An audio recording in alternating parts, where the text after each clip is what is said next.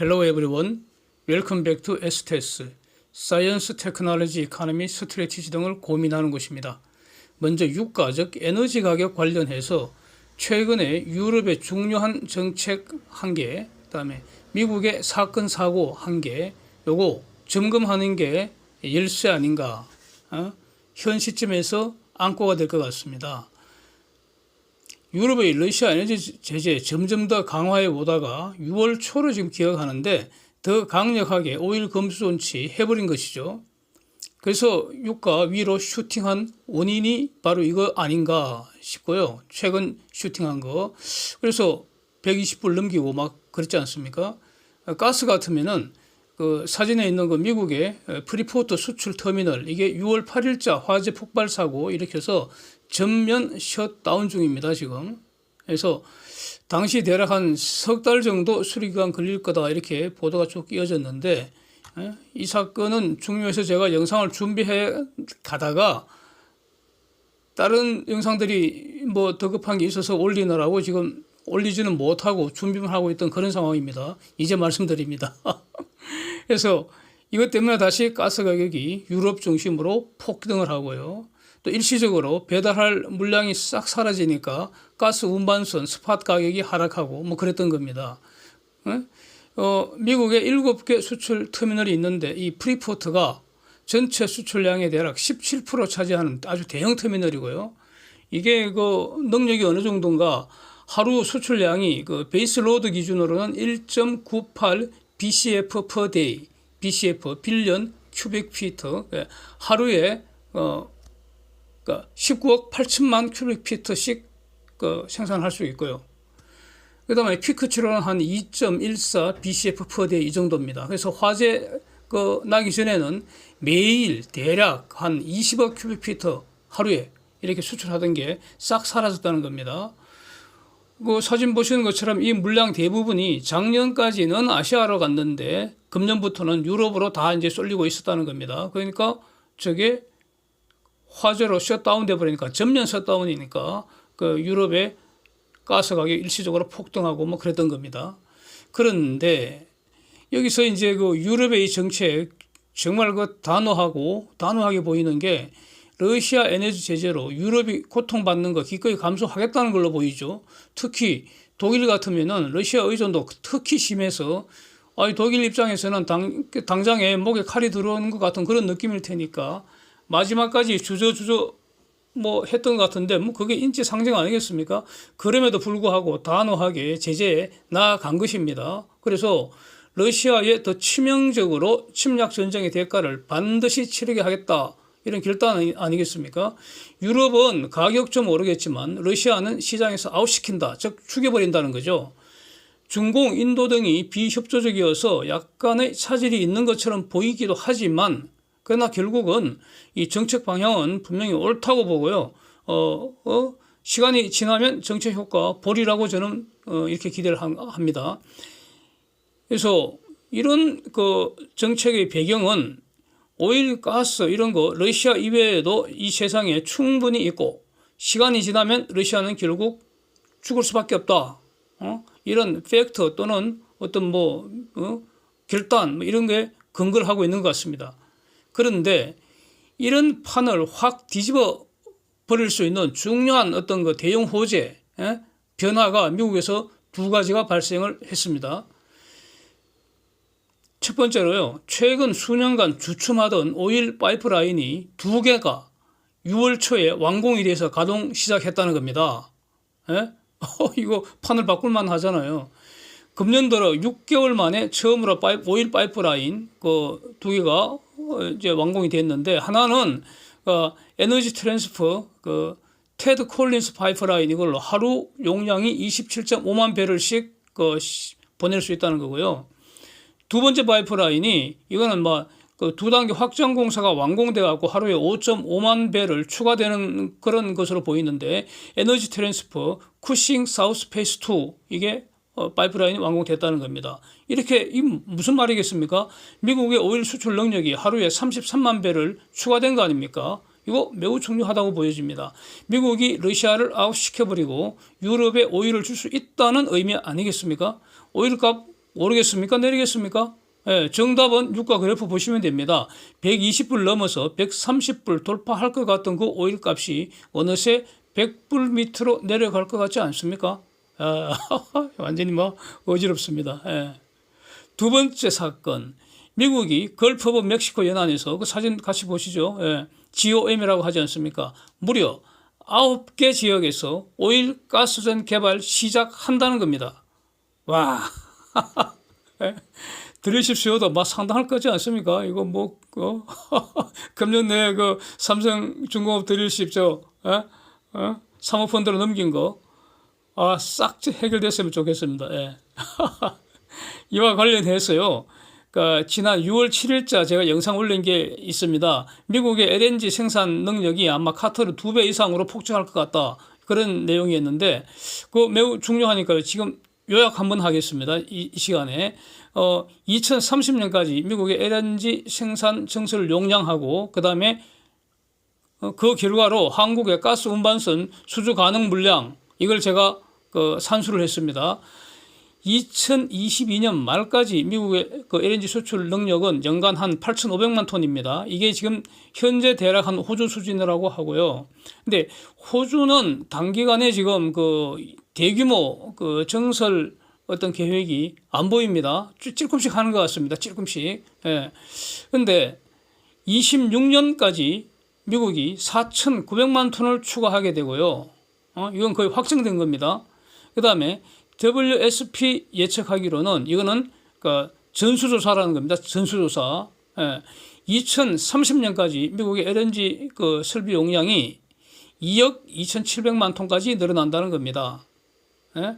이 미국의 LNG는 전부 수출하는 겁니다. 배로 실어 날라야 됩니다. 예.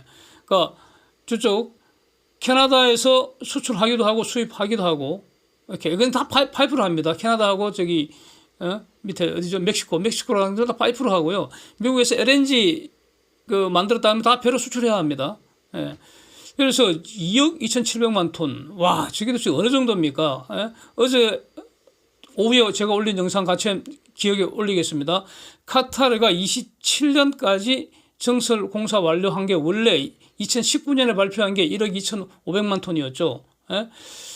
그래서 만약에 이제 그 유럽향으로 추가 증설해도 1,600만 톤 정도 늘어나서 기껏해야 1억 4천만 톤밖에 안 된다는 겁니다. 그래서 그 이와 지금 관련해갖고 어제 올린 영상에서 미국발 이번 이 영상, 그러니까 미국의 그 LNG 그 증설 저 계획대로 된다면, 그러면 미국발 가스 운반선 신규 발주 가능한 거, 새로 필요한 선박수, 그게 금년부터 내년 말까지 78척, 24년 이후로 추가 146척이 필요하다. 이렇게 제가 산수를 했습니다. 합계 224척입니다. 예. 카타르 추가 발주한 것보다 훨씬 많은 물량입니다. 그래서 어제 오후에 올린 영상에서 카타르가 한국에 가스 운반선 53척 추가 도크 예약했다는 팩트, 그건 팩트인 것 같고요. 그 근거가 2019년에 발표한 그 노스필터 정설공사 외에 추가로 유럽으로 보내기 위해서 한 1,600만 톤 정도, 800만 톤 트레인 2개 정설공사 한 것 같다. 이렇게 어제 분석을 했었는데, 이런 내용이 이미 6월 7일 영상에서도 이렇게 말씀드리고 있었다는 걸 이제 상기하겠습니다. 예. 자, 이렇게 되면 가스 가격 오르겠습니까? 내리겠습니까? 예. 정답은 가스 선물 그래프를 봐야죠. 6월 초에 10불 돌파할 것 같던 그 가스 선물 하락 반전해갖고 지금 6.3불대, 이거 그 영상 준비하는 이 시간 6.3불대로 지금 가고 있습니다. 네. 한국의 그 가스 공급은요, 장기 계약, 그것도 매우 저렴한 가격으로 지금 그 수입되고 있습니다. 그래서 국제 스팟 가격이 많이 올랐다고 해서 가스 수입 가격이 많이 오를 거다, 바로 이렇게 볼 수는 없습니다. 그러니까 가스공사가 매우 고맙죠. 그래서 가스 가격이 많이 올랐다고 해서 국내 물가 많이 올랐다, 이렇게 나가면 안 될 것 같습니다. 저는 하여튼 그런데 유가도 이와 비슷하리라고 저는 보는데, 그런데 가스 같으면은 가스공사가 절대적 영향력을 갖는 반면에 유가는 여러 정유사, 사기업들이 지금 과점 영향하에 있는 거 아닙니까? 그래서 이것이 지금 분명히 우리 그 계약 가격은 상당히 좀 저렴하게 안정화되어 있을 텐데 지금 유가 올랐다고 만약에 국내 가격 팍팍 올려버리고 그러니까 스팟 가격 연동시켜 버리면 이건 좀 문제 있는 거 아닌가. 그래서 지금 정부가 이걸 좀 자세히 들여다봐야 하는 거 아닌가. 이 점은 일단 지적을 하겠습니다. 예. 이제 삼성중공업 투자 판단 한번 체크해 보겠습니다. 이게 관련된 논점을 다룰 때 삼성중공업 이거 수시로 계속 체크를 해볼까 하고 있습니다. 지난 2일간 코스피 전체가 지금 무너져 내리는 그런 상황이라서 지금 삼성중공업 같으면 역사적인 대형 호재에도 불구하고 급상승세 유지를 못하고 결국 하락하는 이거 완전히 이변인 것 같습니다. 이변 제가 볼 때는 발생을 했는데 그래서 이거 누가 팔았을까? 이게 이제 장이 끝나야지 알 수 있지 않습니까? 그래서 가만히 봤더니 결국 전날 벌떼같이 달려 들어가고 말이죠. 폭풍 흡입하던 외국인들이 매물을 찔끔 이제 출회를 한 것 같습니다. 근데 그 외국인이 누군지는 전혀 알 수가 없는 거 아닙니까? 전날 매수했던 외국인인지 아니면 한 2, 3년 전에 물린 외국인인지 그건 아무도 모릅니다. 예. 그래서 국내 기관들 매매 동향 한번 보시죠. 표. 결과는 양호한 것 같습니다. 제가 볼 때는 결과는 양호한 것 같습니다. 기관들 조선주 물량 늘리는 것은 분명한 것 같고요. 특히 삼성중공업은 현대나 대우와 달리 기관들 간에 엇갈리는 것도 없는 것 같고요. 그냥 세계 중에는 훨씬 더 낫지 않은가 기관 매매 동향이 이렇게 보입니다. 삼성중공업이 더 나아 보인다 이런 뜻입니다. 그리고 이제 약간 다른 말을 한번 해본다면 원래 이 매매라는 게 말 그대로 사고 파는 거니까 외인이 샀다가 기관이 산다는 것은 외인 물량 넘겨주는 거고요. 외인이 사고 또 기관이 판다는 것은 기관 물량을 넘겨주는 건데 다들 서로 비싸게 팔고 싸게 살려고 지금 난리법석인데 말이죠. 결국 이 상승 랠리에서는 오르락 내리락 하는 가운데 누구는 싸게 팔고 비싸게 다시 사게 된다는 겁니다. 그래서 대부분 상승장에서는 대부분 벌죠. 그런데 누구는 푼돈 벌고 누구는 목돈 벌고 그렇게 되지 않겠습니까? 또 어떤 덩신은 오르는데도 손해보고 그러죠. 이 삼성중공업 관련 호재는 정말 넘치는 것 같습니다. 아무리 봐도 지금 악재가 안 보입니다. 저는 악재 너무 지금 살펴보고 있는데 잘 안 보입니다. 제 눈에는 안 보입니다. 지금. 그래서 지금 가스 운반선 중심으로 슈퍼사이클 신나게 돌아가고 있는 거 이건 부정할 수 없을 것 같고요. 그런데 이거 아직 본격 시작이 아닌 것 같고요. 언제 끝날지 아직은 모른다. 이게 답인 것 같습니다. 그 다음에 이 놓쳐서는 안 될 호재가 어제도 말씀드렸는데 강철 선물 가격, 또 철광석 선물 가격 이거 폭락세라고 보여집니다. 여전히 이어지고 있습니다. 이거는 분명히 대형 호재입니다. 상반기 후판 가격이 올랐는지 내렸는지 이건 회사에서 정확히 발표를 안 하니까 저는 올랐다고 알고 있는데 어떤 보도는 아직 협상 중이다. 아직 동결하려고 이제 협상하고 있다. 이런 보도도 나오고 있고요. 어떤 거는 올랐다 그러고 그래서 보도마다 가까이고 그렇습니다. 그런데 이거 저는 중요한 것 같지 않고요. 분명한 거는 후반기 가격 내려야 한다는 겁니다. 이거. 후반기 가격 내려야 합니다. 이거 포스코 사정 봐주면 안 됩니다. 반드시 내려야 합니다. 이거는 그냥 또 중요한 게 후반기 협상에서 가격 내릴 때 작년 이후 올린 거 전부 싹 검토해서 적절하게 다시 계산해야 한다는 겁니다. 다 반영해서 값을 매겨야 합니다. 그리고 후반기 내린 그 가격을 상반기까지 소급 적용해 버릴 수 있습니다. 다 협상입니다. 시장 가격이 아니고요. 협상 가격의 본질이 바로 이런 겁니다. 그래서 정말로 협상 가격은 피곤한 겁니다. 피차 피곤합니다. 그래서 시장 가격이 딱 주어지면 그게 제일 좋습니다. 그래서 최고가 시장입니다. 시장.